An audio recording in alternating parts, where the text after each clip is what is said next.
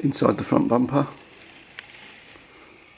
so in the wheel arch, there are 4 Torx T20s just inside there that attach the wheel arch liner to the bumper, hold it in place. So they all need to be removed. Then need to undo the front grille, and that just unclips. There's clips here and here, and at the bottom. That just comes off.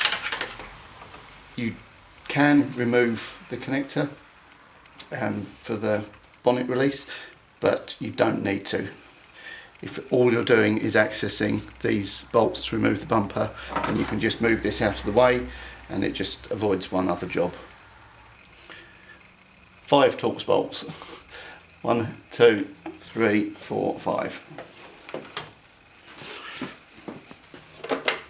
All the bolts are a Torx T30.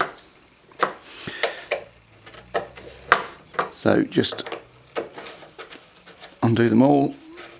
The remaining 2 Torx bolts are beneath the 2 grills either side, so you need to pull those grills out, and just behind them are the bolts.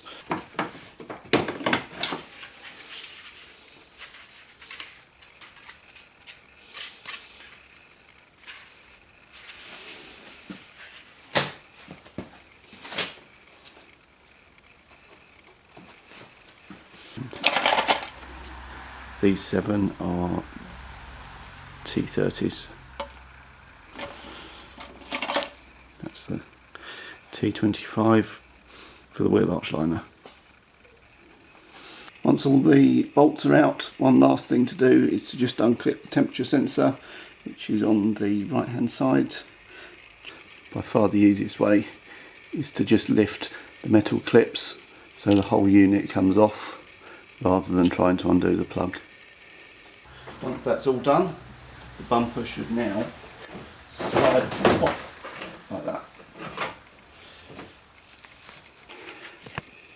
The bumper is then off, which gives access to be able to replace the headlight.